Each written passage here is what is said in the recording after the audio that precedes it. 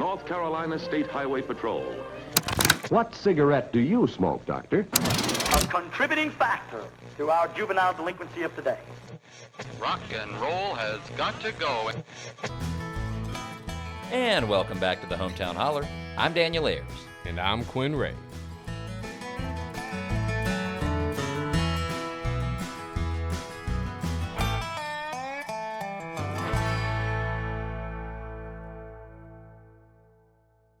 Hey, man. Are we about to talk with your college, is it roommate, sweetmate, classmate? Who are we talking to? It was a classmate. Classmate. Yeah, I'm pretty excited about this episode. It's kind of fun. Dude, I'm stoked. So for those of you listening at home, Quinn pitched this episode to me. He was like, hey, I went to school with this really cool dude who makes movies. And I was like, stop, say no more. He's coming on the show. And then you sent me his IMDb. And dude's got credentials. Yeah, it was really interesting to see because we've kept up with each other through the book face and stuff because when we were in college, like Facebook might have been like 2 years old. Yeah, right? you guys like could have been started. Mark Zuckerberg. You guys could have beaten him to the punch. Oh, for sure. Unfortunately, we were learning about Darwinism and being indoctrinated and doing all that crazy shit. UNC-G, right? It Spartans. was. I was wondering what the class was, and I think it was Knieva's History of Evolution class. Yes. I was searching through the memory banks trying to figure that. That's what it was. Yeah, and it was funny too because when I hit you up, my last message to you was through Facebook message in 2009, where you asked me a question about something on our homework. Yeah, I was like, what was the homework? The classic. Let's do today. Yeah. And I had responded, the next day. I was like, man, sorry, it's late. And so anyway, it was just pretty funny that it came around. But before we get into it, Phil, you want a cigar, some whiskey, something? Dude, let's do it. Yeah, for Let's sure. break it out. I'll let you do the cigar, Quinn, and while you're doing that, I want to tell folks at home we are going to be dipping in today to a special little something from one of our super fans. So Stanley Donahue is a friend of the Holler. He's been with us since the beginning, and at our season 1 finale with Blair last year, Stanley showed up and gave us a bottle of Cook's Mill American Straight Bourbon Whiskey, which is from the hills, fields, and mills of North Carolina, which was super cool of Stanley. But the coolest part is you look on the back and you read this thing, and this bourbon, this whiskey was inspired by a revolutionary grist mill from the colonial period here in Alamance County. Oh, that's pretty dope. So we're drinking the home booze. Yeah, the home booze. That's awesome. And we're going to be cracking it open today because we don't often have guests who want to drink with us. Yeah. So this is kind of a special occasion. Right on. And with that, thank you, Stanley. Yeah, and these are just some Al Fuente's short stories. Do you know the story behind why the front is pinched like this? I do not. Go ahead. No, you go ahead. Yeah. They were made for Navy sailors. And so when you're trying to light a cigar on the deck of a ship and you've got wind cutting across, you can't light the entire front. But all you got to do is just light the very front of it. You just got to get that front lit, and then it works. Boom, it's lit. You don't have to sit there and toast the whole front. Man, you learn something every day. That's a little historical tidbit on these Fuentes. Yeah. Yeah, if y'all follow Phil, and I'm sure he'll tell where you can follow him and stuff. He's definitely a cigar connoisseur, and so you'll see his cigars across the world smoking adventures. And these are great. This is one of my favorites, so thank you. Yeah, it's a good one. Yeah, we knew you were coming. I opened the bottle while you guys were talking, and it made such a good pop that I'm going to do it again. Okay, so fair. Oh, yeah, Isn't that great? That's fun. Okay, all right, here we go. Phil, guess first. Come on. Oh, thank you very much. Yeah. So you guys are classmates. Yeah. And you're still on speaking terms, clearly. Yeah, I mean... I forgave you for not getting back to me on that. Oh, I do appreciate that. There you go. But yeah, so now Phil is an American writer, director, and producer known for his compelling storytelling and dedication to like historical narratives. Hailing from Greensboro, North Carolina, he holds a bachelor's degree in history and anthropology from UNC-G, where we both are fellow Spartans. And then he got a master's degree in cultural anthropology at the University of North Carolina of Charlotte. Blattenberger, he made his directorial debut with Point Man in 2018. Is that what it was? Yeah. So released in 2019, early 2019, but it was being made through 2016, 17, and 18. Okay. Technically released early 2019. Okay. And it's a Vietnam War drama that won Best Film in the Cindy Indie Film Festival. The film also received nominations for Best Director, Best Original Screenplay at the same festival, which was pretty dope. And I think that's, I saw that happen, and I was like, what the fuck is Phil doing right now? Like this he's doing something. Then subsequent, the next film, Condor's Nest, that was what, 2023. Yeah, Condor's Nest. It was it's hard for me to pick a date because in my head, everybody sees the release date and that's the date. But in my head, it was like, no, I was working on it for 3 years, so it's always a window. Condor's Nest released in early 23, but that was a 4-year process for me, including during COVID, which was kind of a gap year on that. I can only imagine. So, yeah, released in 23. Yeah, and that's a World War II feature with a slew of recognizable actors, but notably Academy Award nominee Bruce Davison was on that one, and then that really starts Phil's actually he's going into this. And just a few weeks ago, you released and completed Laws of Man, a Cold War crime thriller starring Dermot Mulroney. Close. Dermot Mulroney. Dermot Mulroney. You told me before this. Nobody gets it right. Dermot That's a joke he makes himself. And the film won the Audience Award for Best Picture at the Tangier Film Festival. Tangier, yeah. Did you go out to Tangier for that? I did. It was my first time in Morocco. That's super cool. Yeah, it was on the top of my list actually for places that I'd never managed to pony up and grab a ticket and go travel to. And the opportunity presented itself. And they're huge Harvey Keitel fans, and the film stars Harvey Keitel. And they're obsessed with. They've got a really rich cinematic history actually, and Harvey Keitel shot multiple films there. I had people running up all day, 80-year-old guy running, going, "Oh yeah, back in the '80s, I was, the prop, the props guy on this movie with Harvey Keitel. I was his cigar guy. I literally had the Harvey Keitel cigar guy that was running and grabbing his smokes for him and popping up in the middle of the screen and talking about it. It was pretty freaking cool. Yeah, that's awesome. He's one of my favorites. He's so great. Yeah, so great. Reservoir Dogs. Saw him. I think the first movie I saw him in was Pulp Fiction. And Same. He was the Wolf. Yeah, Winston Wolf. Yeah. But now Phil's here, so Phil is changing the narrative. I don't know if any of you guys are on the Reddit, but he had a Reddit thing that just take off, and he was in Forbes, where he is breaking into this film industry as a just working class badass. And so he's here at the Holler tonight, and we're excited to talk with you, man. Dude, cheers! I'm excited to be here. For sure. Yeah. And one thing I'll say is part of this. Air cheers, right? Yeah, we air it. One thing else, we have gotten several DMs from fans who love the content, love the podcast, but they've asked us for kind of a palate cleanser, something that's not because things are heavy right now. Yeah, things are heavy, things are chaotic, and they're like, hey, what about throwing us something just a little bit different, something that is just kind of a public interest thing, a novelty. I don't know. So I hope those folks are listening, and I hope you you spoke, we listened. This is going to be a really fun episode, and take this as your invitation to tune out. Yeah, hell yeah, enjoy this. So Phil, let's start with the beginning. UNCG, we're doing the evolution of or the history of evolution class together. You're a history major. I'm a history major from UNCG. How does that transcend? Where did you go from UNCG to big film? Oh man, so it's do you actually use history in film? Yeah. I think so.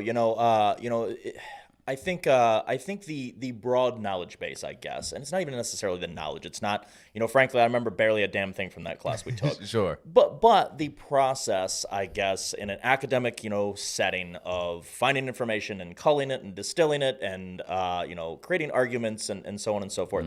I think that more broadly, especially in the social sciences and the humanities, and jumping from that into the anthropology program, which I'll get into all that in a second. But, I think specifically, there's a process of shifting lenses, right? There's a process in the humanities where you are stepping outside of your lived experience, and you are stepping out, if it's history, through the lens of primary and secondary documents, right? And literally understanding from someone else's perspective, what the events that culminated were, or from an anthropological perspective, if you're in cultural anthropology, which I was, you're doing field work. You're looking through these other lenses of the anthropological other, right? Sure. And sort of coming to a more broader understanding, I guess, than what your limited vision is.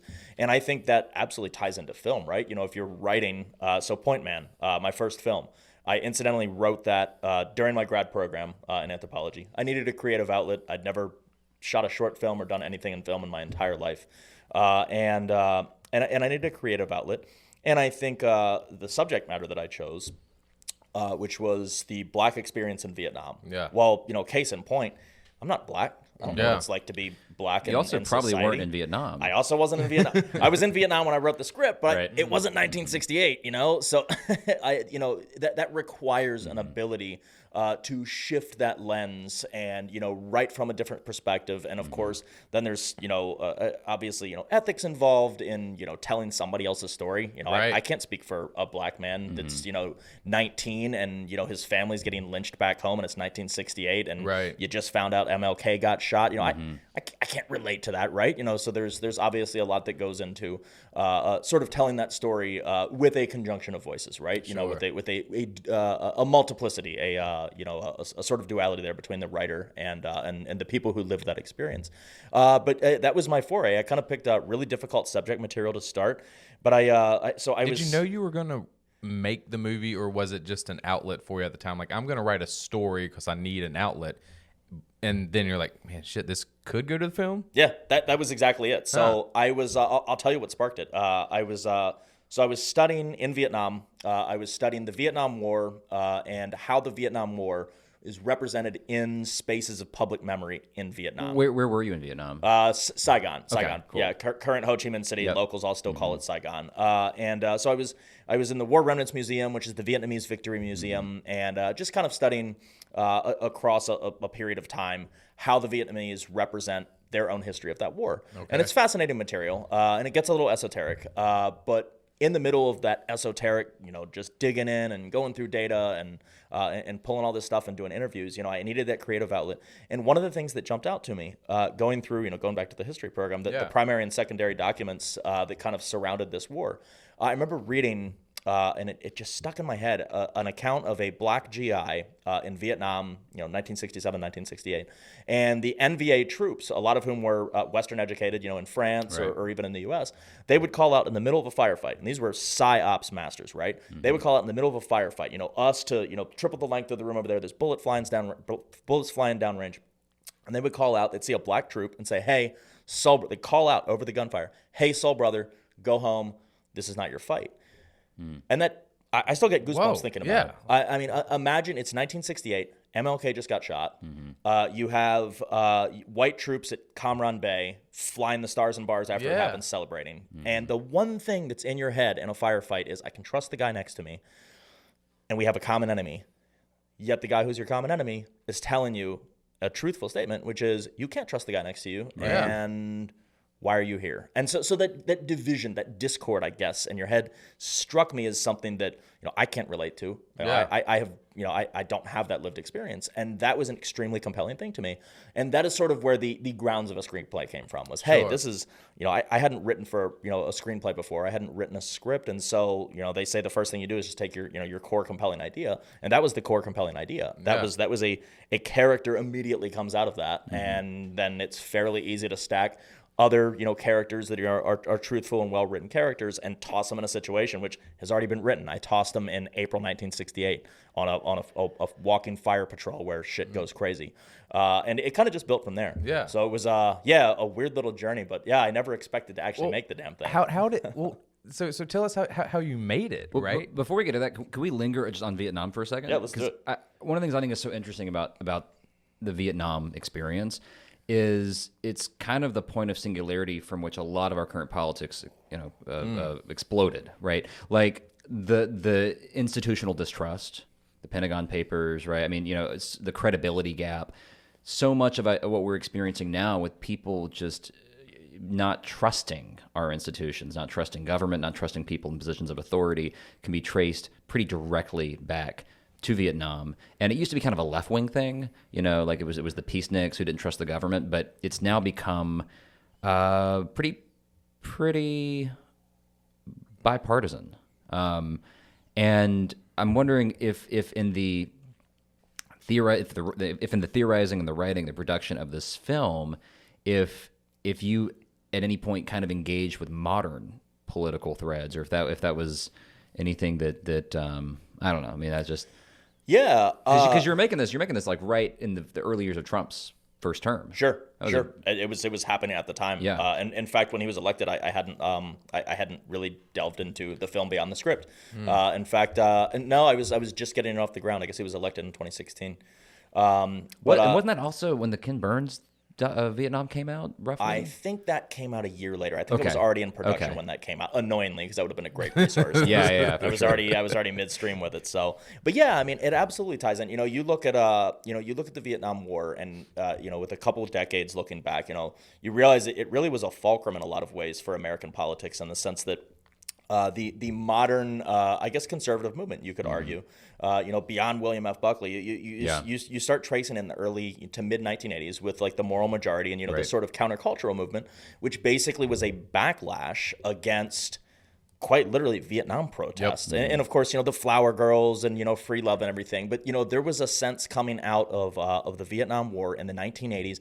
For 20 years, we didn't talk about it. It was the war we didn't talk about. And all of a sudden, you have these big public sort of monumental, I guess, movements to memorialize the war. So you have, I think it was the late 1980s that the Vietnam Veterans Monument was created. And there was this big backlash. For one, they hired they picked out of 500-something applicants an Asian woman to do it, and people were offended. She was Chinese. It was Maya Lin. She was like a college student, right? She was a college student from Ohio, and there was a huge public outcry about that. And it, some of it was racially motivated, but then what they hated was that in American monumental history, monuments are big and they're tall and they're shaped like obelisks and pyramids and giant statues towering above you. And she makes this reductive sort of wall that's a cleft in the side of a hill. And a senator came out and called it the black gash of shame, right? And it was this enduring term that sort of summed up the public's idea, which is, hold on, we lost 58,000 guys over there. Now you want to put a fucking black gash in the side of the hill and call this a monument to the to American sacrifice? What the fuck is that? There was this deep sentiment of anger about that, and I think that came. It's sort of a watershed moment in American politics where people started saying, hey, especially on the conservative side of things, saying, look, we need to return to being proud of America. We're putting up, the first war in history we've ever fought, that we're putting up a monument that we're ashamed of. And there was this sense that kind of grew, largely out of that, of we need to take control back and, stop teaching our kids to hate America. And we need to reintroduce patriotism and pride in America. And so, that sort of, combined with the moral majority movement that happened coming out of the 80s. And, you obviously have a lot of, talk radio that's kind of, coming around in, late Limbaugh 80s, early 90s. Limbaugh was coming around. I grew up as a kid listening to Limbaugh in the living room every time, and it was all, why does the left hate America? And so I think, yes, certainly, you can trace through whatever political theory you want to take, the rise of Trump politics, for lack of a better word.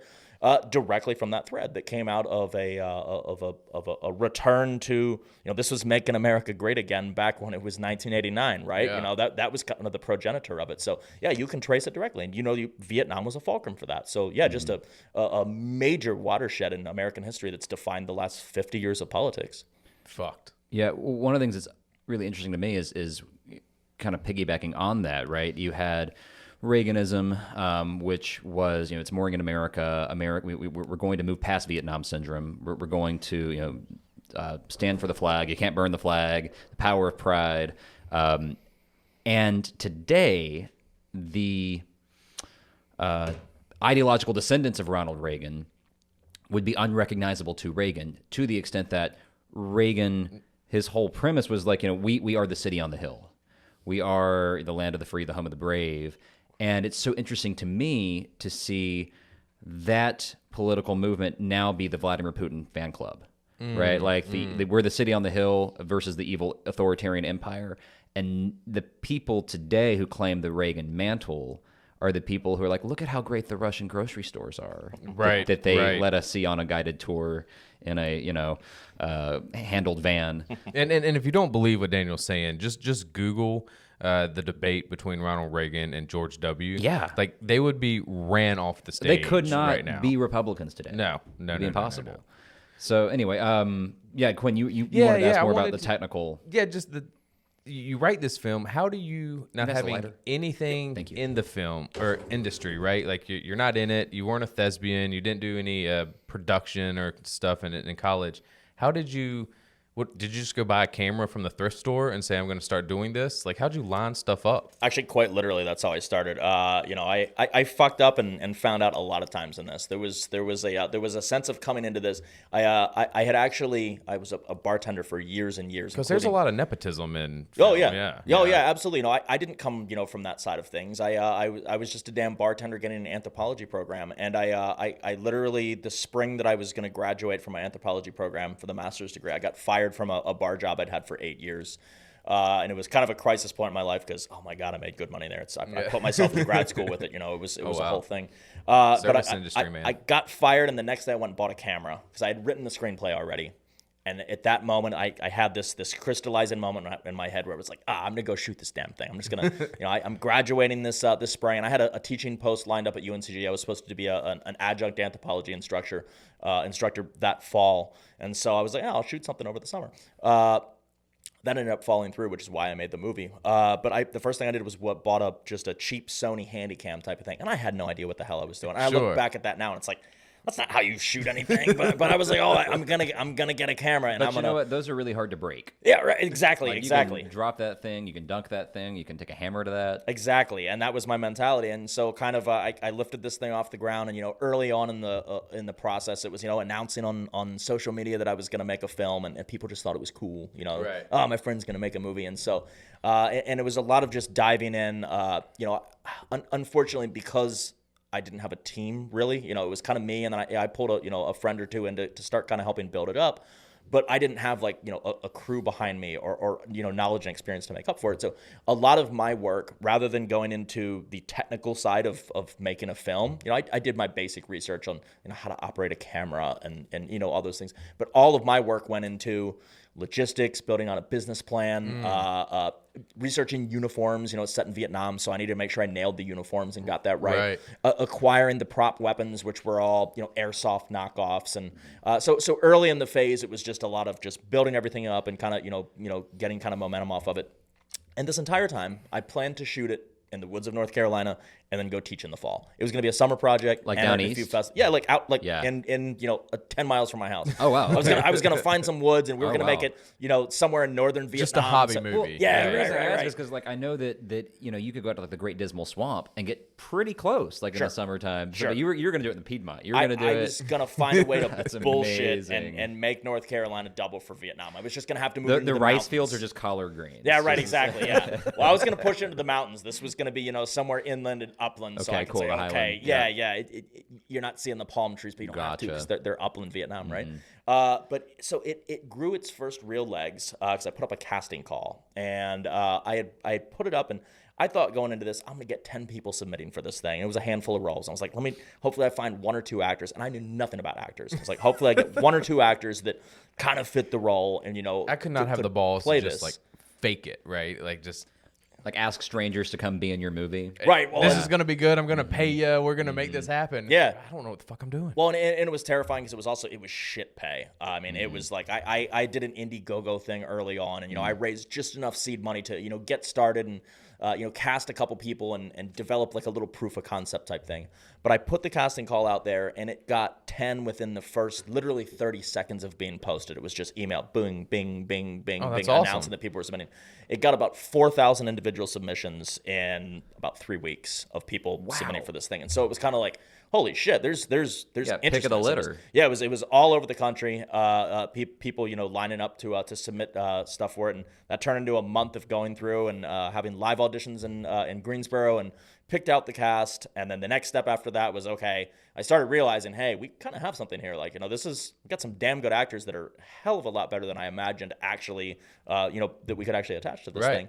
No big names or anything, but just, insanely talented, guys from the Southeast. And so the next step was I started thinking, hey, what if I got financing behind this? What if I've got a great hook here. It's black GIs in Vietnam. It's a very clear hook, but it's also not the main thrust, which we'll talk about that in a minute as far as, pushing these sorts of things goes. Sure. But at the end of the day, it was on a broader tapestry, a screenplay was a sort of moral question. You have these guys who, at the end of the day, are army troops that get pushed into morally questionable situations, and you question certain moral imperatives, right? That come with wearing a certain country's flag on your shoulder, and what morality means, and whether morality is the helmet that you wear, whether it's something intrinsic to humanity, so on and so forth. So I had the hook, but then I also had the overarching screenplay, so that it wasn't just political, it wasn't just a one note type of a thing. And I took that and went to investors, and the first thing we did was shot I actually advise against it for most filmmakers. You see a lot of filmmakers will go they'll go make a teaser trailer, right? And their teaser trailer is a proof of concept, and they'll go shoot out. They'll take all the money they make on a fundraising thing, and they'll blow it on the proof of concept. They've got 3 minutes, but they can't actually use it in the film. Yeah. And then they never get money beyond that to make a film. But me going into it, I didn't know that, so I just went for it. Dude, you're right. I have seen that. I've totally seen that. Where it's all like the time. People blow all their money on a trailer that's like adequate. Give me money to finish it. Yeah, and then they can't. And then they can't. Because everyone that would have given their money gave it to them to make their shitty you're so thing. Right. Yeah. And that could have happened to me. I lucked out. I had the wisdom, I guess, to shoot the coolest shit possible. So we had this scene with the Huey helicopter. Got the money shot in the trailer. Exactly.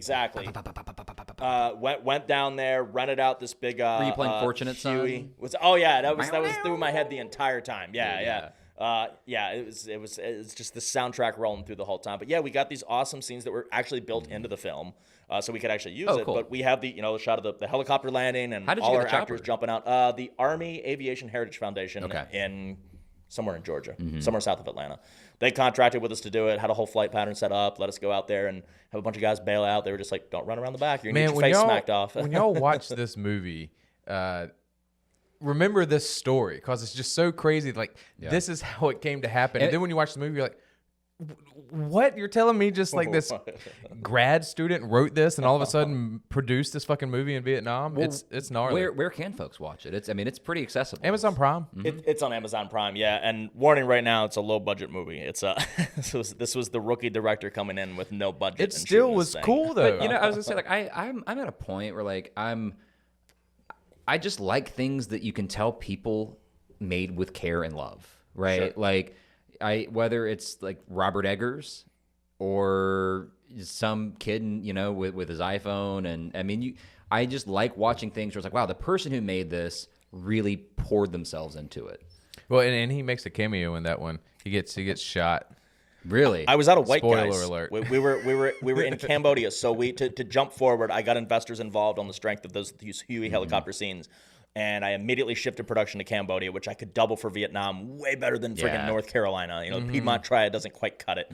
And I had contacts from Cambodia, and I had been there multiple times traveling.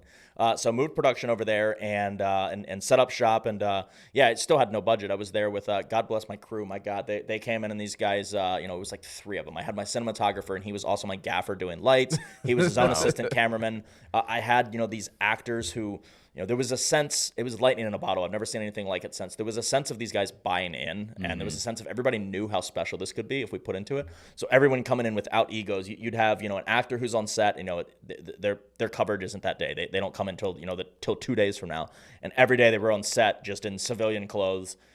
Slating for us, holding up, the slate and, hitting the clapperboard. All hands on deck. Handing out water. Like it was a sense of the cast was also the crew, and just an utter sense of selflessness. But yeah, that one day, I think it was, in fact, it was the first day of filming, I think. I was fresh out of White Guys, and I had this scene where you had the main characters came into the remnants of a patrol that was doing a sweep and clear on a village in Vietnam, and I had one of my guys that came in, he was a missionary in Cambodia, and he had a big old bushy beard, and I begged him to just shave it off and be a GI for me. He was like, no, I've grew this for 3 years. When I was watching it with my wife, and that Leonardo DiCaprio, like, that's totally what I did. I was like, that's it, that's him, that's Phil. So it was pretty cool. I keep facial hair for a reason. My face, I've got a face for radio, or the occasional podcast when the camera's pointed that way. That's right. Or your own movies. Yeah, exactly. That's the only time I've done it, and I won't do it ever again. But yeah, I had to shave it off and throw on a helmet, and I got to deliver a line, which was interesting. Yeah. But I'm not winning awards for that anytime soon. What films or filmmakers, like when you were making? I'm sure it has evolved when you're each one of your films, because you got 3 under your belt. Can you just tell us that progression of like your filmmakers that you admire, and just like learn from? Yeah, I've always feared the day that somebody would ask me that question. That's your favorite it's child. Bullshit right? that I'm the first one to ask you this. No. But the reason is because I don't have a good answer to that, and I to be honest, but it's been sort of a source of some insecurity, in the sense that you could pull any film school grad off the street that's made a couple short films, and they could talk to you for an hour with like a really good answer. Sure. I don't have a good answer. I have built from the ground up, and ironically, most of my answers are film school answers. I loved watching Quentin Tarantino movies. Yeah. And so like David Lynch. Yeah. A couple of the all-time greats, and so I was a Tarantino fanboy, and so you see little bits of that in the scripts, and there's been a very unregulated sense of I pulled from a couple things that I knew early on because I never intended to go into this doing multiple movies. Right. So I didn't need to. I got to pull from a couple of inspirations, and so I have this very narrow sort of pipeline that's just now kind of opening up as far as what I have been able to pull from as far as experiences. And I don't have a philosophy. I have a philosophy of directing actors, but I don't have a philosophy of making a film or of how I write the scripts or anything. I don't have anything cool there, and it's weird. How long have you been in film full time, and what gave you the clarity to make the leap from bartending, doing film on the side, to really diving in feet first and making film your life, your vocation? Well, so I think after Point Man, so that film managed to shoot it out in Cambodia. It took a year then in stateside, finishing it up, shooting stuff down in Florida to double, and just crazy story after crazy story after crazy story to get it done. But the end result of I got divorced during this. My personal life was absolute shambles. My kid was 4, so I was raising a toddler and trying to get this damn film off the ground, and bartending full time, managing a bar, and it was just a damn mess. And the end result of those years of struggle was early 2019, mid 2018, it got a deal with Sony for global distribution. And they put it in every Walmart in the country in the United States as a DVD. It's back when people actually bought DVDs. And to me, that was such a shot in the ass of, oh my God. Took this thing from just a bullshit movie that was just conception to laboring and struggling for years to, oh my God, I can walk into, finished my gym workout, walked into Walmart, right? Walmart, like everybody's, top thing, right? But for me at the time, it was like, oh my God, I walked in there and I saw my fucking DVD in a rack next to every Marvel day. I would movies. be going in there and be like, look. It was insane. And that was enough of a shot in the ass that I was like, okay, this was hell, but you know what? I want to do it all over again. So I moved on to the next one, and it took a few years of development. I could talk about that because that's actually the crazy one. It's actually crazier than the Point Man story. But I developed it for 2 years, building sets in a field in eastern North Carolina by hand from the ground up, and that got financing, and then I quit my bar job. And that was Condor's Nest. That was Condor's Nest, yeah. So kind of go on to that. Which is the World War II one. This is the World War II one, yeah. So the other day on the socials, it might have been a couple months ago, you told a story about you getting pulled, and then they pull your record and stuff. And I know you have a bunch of crazy stories, but that's one of the things I sent to Daniel. I was like, listen to this shit. So can you just recap what happened? You're driving home from Virginia? It was from Virginia, yeah. Yeah, and this kind of just sums up some of the crazy stories of Condor's Nest, of you building stuff. So you get pulled coming home from Virginia. Yeah, so that's a great segue into this. So I got pulled, and long story short... was it North Carolina Trooper, Virginia Trooper? It was a Virginia State Trooper, which I've learned they don't fuck around. I was going to say... I've since learned. Yeah. The North Carolina ones, they don't fuck around either, but they are... you can do business with them, right? You can reason with them. The Virginia ones, man, don't pull anything. Oh, I will show Areola to get out of a ticket. Oh my God! He has. Oh, I will too. Yeah, but Virginia wasn't having any of it. It wasn't working. He just made a badass smoke ring. Did I? That's an accident too. Yeah. No, I got pulled over, and long story short, I can create movies from the ground up and build these giant things, but I can't keep a fucking license plate current on my car. I don't know what it is. I can handle administration, duties of an entire studio, but I can't keep my stupid tags up to date. I have to set a Google Calendar event a month in advance, and it repeats every day, and I get 2 emails a day until I get my tags free. That doesn't even work for me. Because it is one of those things where it's like you only do it once a year, and maybe not even then. I'm always late too. I wait until I get pulled. Mm-hmm. There you go. And then I do it because then there's a freaking hammer over my head, and I have to do it. So I wait till that. So it's a cyclical thing over years. But I knew I had to take care of it, and I just hadn't. Well, it was a dealer tag. I had picked up a newer car recently, and so the Virginia trooper pulls me over, and he's really nice, but he was like, hey, like this thing's not, basically said this thing's not showing up in my database at all. And my kid was with me, and she was kind of freaking out. She'd never been pulled over in a car before.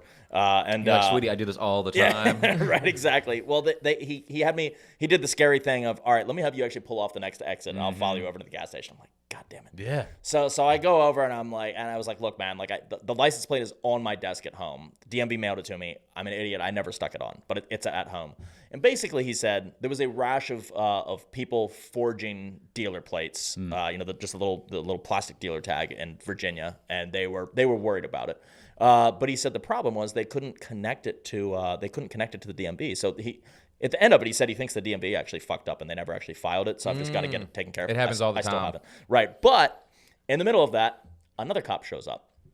I was like, oh God, now we're the dreaded 2 cops show up. Like, this is going to turn into a shit show. And they come back and they just start asking me kind of weird questions. And they're back there for like 10 minutes. And my kid's just like nervously like fidgeting on her phone. I was like, don't worry, kid, we're good. I got no priors. They can't take both of us. Right. Exactly.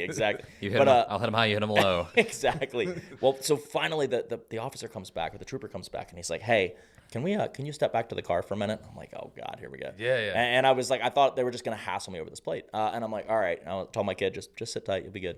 Car's on, heat's on, you're good. So I walk back there, and Trooper so-and-so, who's the head honcho of this thing, he was like, hey, I'm Trooper so-and-so. You're being recorded right now, blah, blah, blah, blah, blah. And he was just being really weird. And I was like, is it a cop thing where it's like a control thing?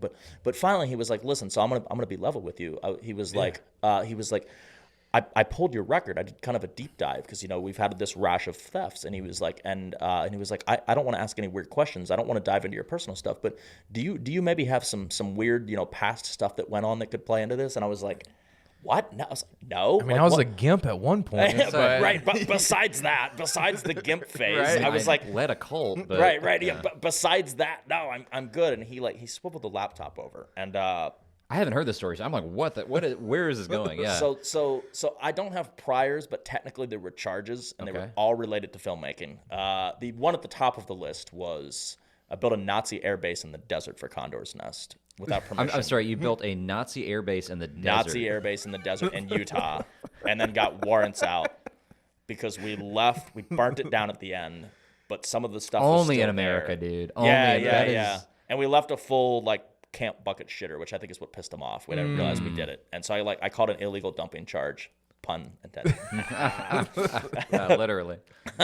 And that went. So I had warrants out in Utah and didn't know about it for like a year, and that didn't get. And then during that, I also, when we were filming Laws of Manor, the Harvey Keitel movie that just came out, there was a misunderstanding, and I had a trailer that was in my name that I had rented from U-Haul, and it didn't get returned until like a week late. And they didn't know that it got returned, even though it had been returned. And I went to rent another U-Haul when my grip trailer broke down. I needed to rent a truck to load everything to get to Arizona to shoot in a missile silo on a very tight schedule. And then they told me they couldn't rent it to me because I had warrants out. I was like, what are you talking about? They're like, yeah, the Las Vegas, New Mexico Police Department has warrants out for your arrest because you stole the trailer. I'm like, no, I didn't. I called it. I'm like, guys, it's in the lot.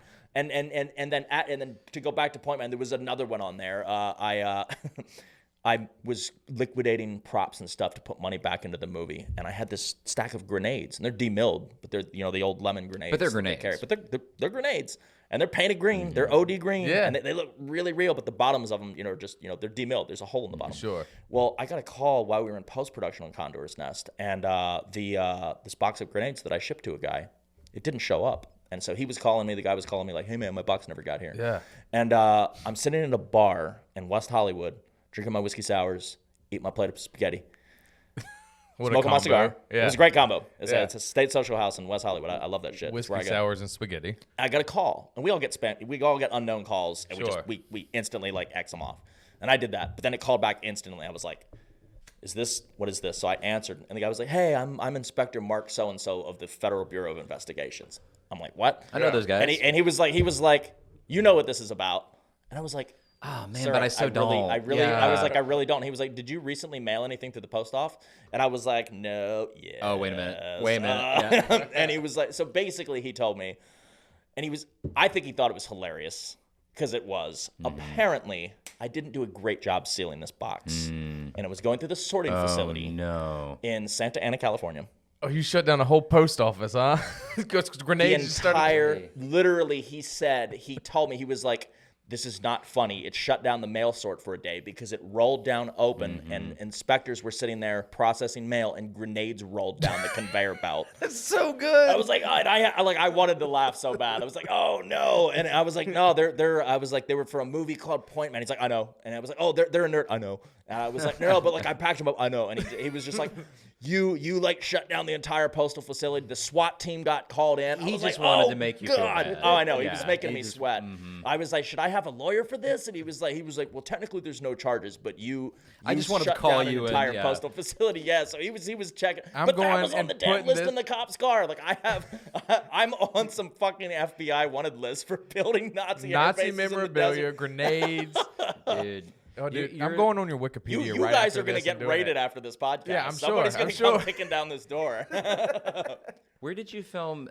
You said out east. Was it Enfield? Where did you go for Condor's Nest? So that Enfield, North Carolina. So there's a guy that he owns 400 acres. Well, I was going to ask because I do historical reenacting. Really? And I haven't done World War II yet, but I do American Revolution. You've probably been in on World War I. Pardon? You might have been on the property then. He does all kind of I've got friends who go out to Enfield and do like Italian campaign. Yeah, that's the property. That's where we built our big full-scale B-17 for the opening scene. That's it. Yeah. I've ridden on some vehicles that were probably in that movie if you use vehicles. No shit. Yeah. Now we had a tank, but that guy came in from Wisconsin with it. Okay, cool. There's a guy out of Winston-Salem actually who's got a like a half track kind of thing with like a mounted 50 cal in the back. That's probably pretty cool. Know that. What's his name? God, I could not tell you, but he it's a cool vehicle. This is just like would be my dream if you were to ask me what movie should you make next. I would love to see you train your talents on a World War I film. I feel like there have been some great ones. 1917 was amazing. All Quiet was great. But there's still like a World War I movie that I'm like looking for. I actually thought about that. I think the number one obstacle to that, unless you have like a studio's budget, is it doesn't capture the popular imagination and the way that World War II. Everybody loves World War II. Well, that's the problem, right? Yeah, you're right. Well, for one, there's a clear moral arc. There's good guys, bad guys. Sure. We're the good guys. They're the bad guys. And also, it was a war of maneuver. World War I is a war of attrition. It's boring. Like World War I is just sitting in a rat-infested trench waiting to die. Yep. And then trying to just get the props to match to World War I. Well, and that's almost the problem is with World War II, there are so many reenactors from World War II. Yeah. They've got the shit already. With World War I, there's so few, you have to go buy all that stuff yourself, and it gets way more expensive. Yeah, you got to kit them out, and you got to have somebody who knows what they're doing, putting them together. And it gets. I love the idea. If somebody gives me a budget, absolutely, I'll do it. But yeah, it's. So if there's anybody out there and you want to give Phil a budget to do some stuff, anybody, please. Yeah, but I might have read somewhere or something that you might be thinking your next film. Oh, it happens, man. It's a table. That you might be thinking more contemporary for your next film to do something. Yeah. I've done 3 period pieces now. Condor's Nest, that field out in Enfield. I spent 2 years, including during COVID, sleeping in a mule barn in a hammock, building a full-scale B-17 bomber from the ground up, and a French farmhouse. And it, doing a period piece, you have to constantly match, something for everything. Right. And then I moved to Laws of Man, the latest film, and that was set in 1963. Yeah, tell us more Can we talk about that. this one real quick? Because this is like a Cold War kind of thing, right? Well, so absolutely. And let me take that arc though as an intro into it though. But so Laws of Man though, this was yet another period piece where it was set in 1963, and so I'm out in New Mexico trying to match these locations in a way that we can actually get to all of them, in a shooting schedule. but it can't have telephone lines, and the interior bar needs to like match something that would have reasonably been, not anachronistic. The automobiles. All the cars have to be period. Yeah. And so it, to answer your question, it is I love period pieces. I think it's fun When they're done well. When they're done well, Yeah. it's fun to be able, as an audience member and as a producer, to take something to audience members where you can transport them into something that they have never seen with their own eyes. That's magic. That's awesome. That's what we like about movies. But it's so fucking difficult as a producer. Yeah, and when it goes bad, it goes bad. Exactly. Do you have a favorite period piece or somebody who does it really well? Like, I just saw Nosferatu. I have not seen that yet. And that was a period piece. They do such a great job of capturing kind of that mid-19th century, early Victorian the material culture, right? They do a great job of showing the crowded German cities and kind of how society operated at different levels. There are the aristocrats kind of after dinner having their drinks, their cigars, and then they have like the 19th century Christmas traditions of like the children with the Christmas tree. It was a great horror movie. But beyond that, I just sat there the whole time and was like, oh my gosh, that's exactly how that jacket would have been made. Or, oh my gosh, like that is how that carriage would. I mean, that's the history nerd in me. But I was just so touched. I was like, but the little details make a big movies. difference, right? They make a huge difference. Yeah. Well, and it's, the wisdom that I've kind of learned, since these last couple is, to really sell the idea of a period piece, you almost need to go, you have to go big, right? Yeah. So look at Killers of the Flower Moon. Did you guys see that? Oh, that's a great example. So, early in the film, you have your classic establishing shot, cameras up on the big crane and, drops down. Cars. The train's coming in, the cars are pulling in, there's 400 extras decked They built out. a town. Yes, exactly. It's like, or Oppenheimer, right? Like, it's so immersive because it's so big. Yeah. And even if you, on a little film, even if you nailed the details of, the wardrobe and your props and stuff in its period, it's so small that you just don't get a sense of scale. And you can't on a low budget. There's a period piece that I think does a great job of being immersive and making you feel like, wow, they really recreated this world. But I don't know what the budget was, but they didn't have to pull out all the stops. So I don't know if you guys have seen The Last of the Mohicans. Oh, yes. That movie, if you watch how look at how it was made, I don't know what the budget was. What you? Yeah. I mean, it's just movie. such a '90s movie. Top 5 movie for me. I'm pretty sure for Graham Greene is in that. He plays a sheriff in Laws of Man. I think Graham Greene has a role in that. Really? Yeah. Oh, way to Oh, pull he it does. in. I know he's is he Uncas? I can't remember. Yeah. He's in it though. Yeah. He's like one of the Mohicans. Yeah. Right. Yeah. He's not the last of them, but No. I think. Well, no. I think he dies. Daniel Day-Lewis is the last of them. But anyway, that movie, they just do a really great job of using Chimney Rock. Actually, I didn't even realize I picked a movie that was filmed in North Carolina to talk about. But yeah, Chimney Rock's there. Lake James is there. They did build the fort. But that's a great movie that again feels immersive. But I feel like as the producer, I wouldn't have felt like I was bending over backwards. Sure. Yeah. Sure. But anyway, back to your movie. Back to Laws of Man.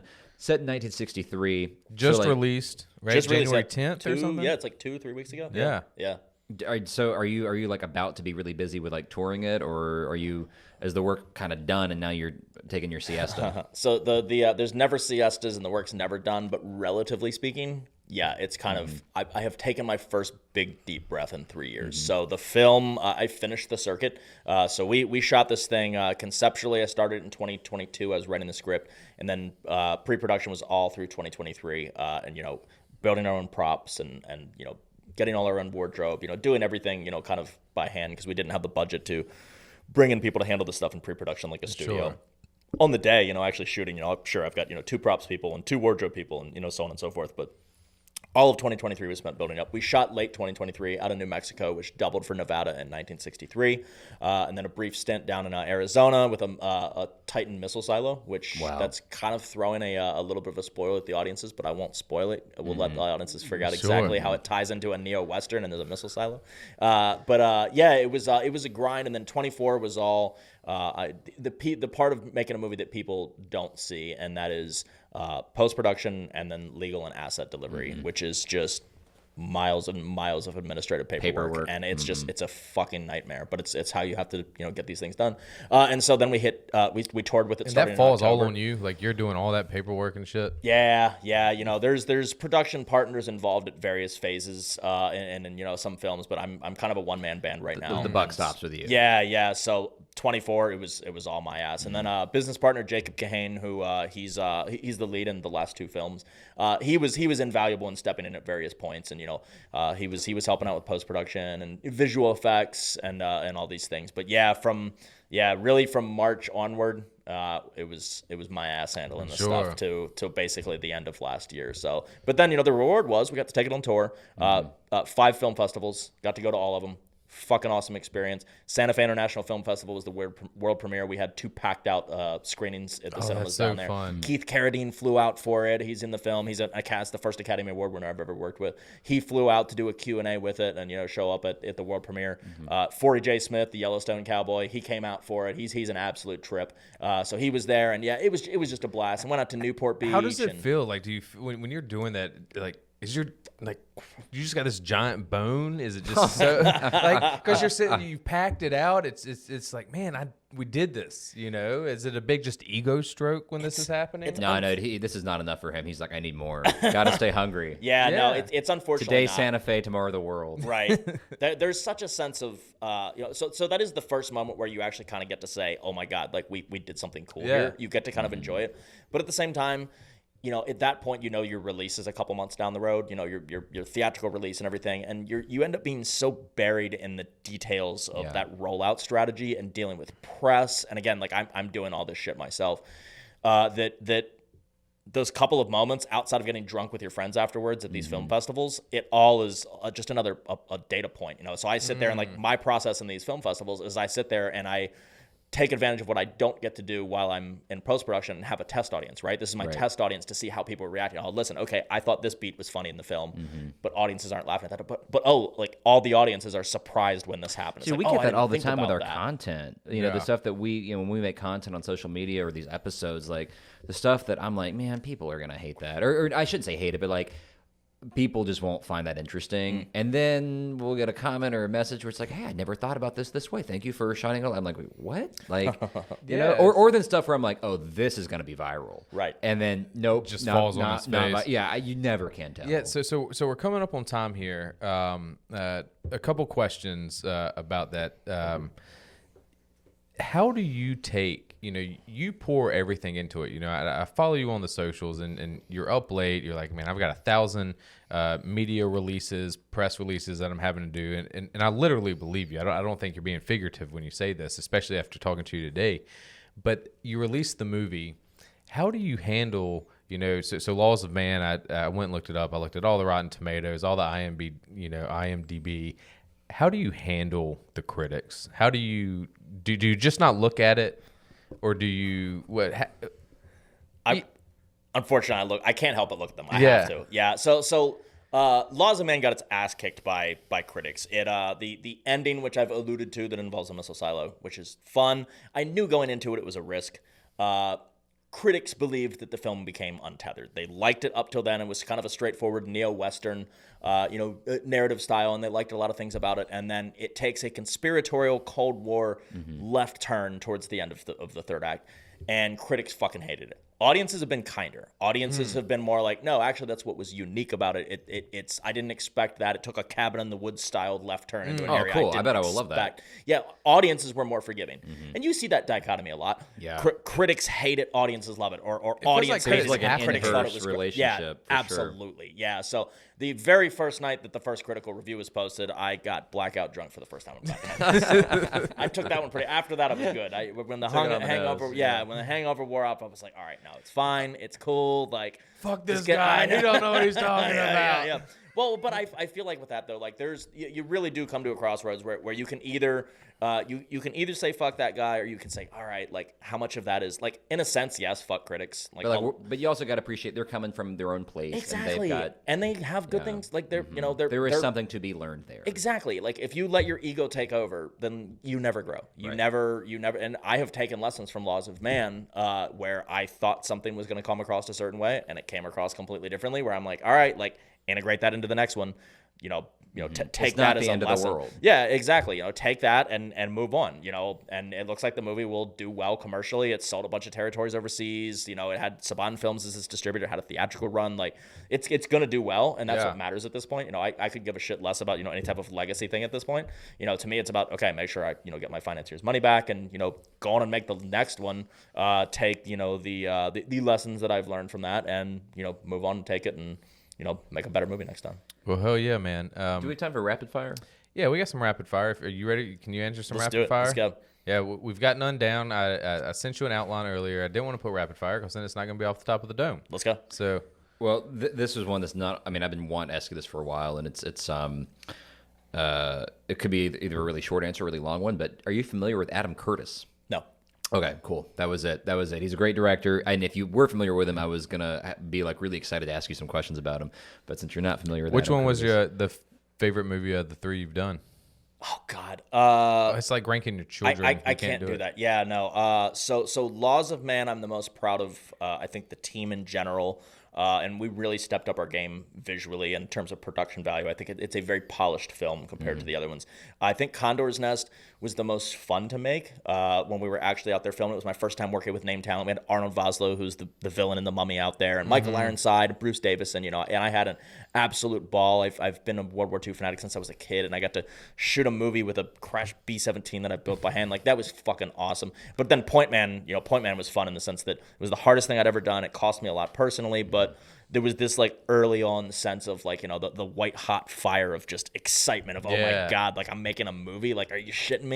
So they each have something special attached to them. Sure. Yeah. How do you survive out on the set? When you're living in these barns and stuff, what is the diet? dude, it's How just does it work? Uncrustables wrappers as far as the eye can see. And cigar bands and some bottles of peach whiskey. Yeah, no, it's tough. And thankfully, I only did that once. I did that for Condor's Nest. I was out there for 2 years. building You this had your massive own set. Condor's Nest. Yeah, exactly. Yeah, I have my little Made of the hammock from Uncrustables Brazil. wrappers. Yeah, surrounded by freaking food wrappers and my ashtray full of cigars and my little mini fridge and my setup out there. But thankfully, Laws of Man wasn't quite so intensive.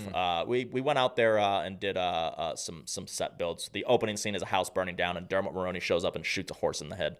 And so we had to build this house from the ground up and then go set it on fire and hope that we got it in the one take. And it looked fucking awesome. So it worked out great. All right. I'm getting away from that though. I'm not building another set. I'm done. Best Vietnam movie that's not your own.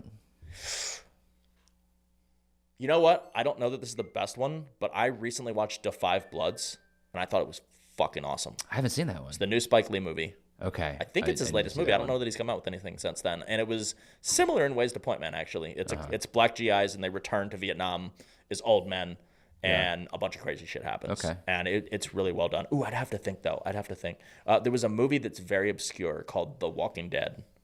Not the zombie movie. Yeah. Or zombie show. It's called The Walking Dead, and it came out in 1995. Okay. And for it's dated. You can tell, it's of its time, but it's very obscure. We ended up shooting part of Point Man in the same location where they shot their combat scenes. What do you think of the big box ones? like the Deer Hunter, Platoon, Apocalypse Now? But they're good. Yeah. They kind of had their heyday, in the zeitgeist. Going back to the talking about the 80s. Right. They had their zeitgeist back then, and I think that was the popular thing to do it. Yeah, they're cool.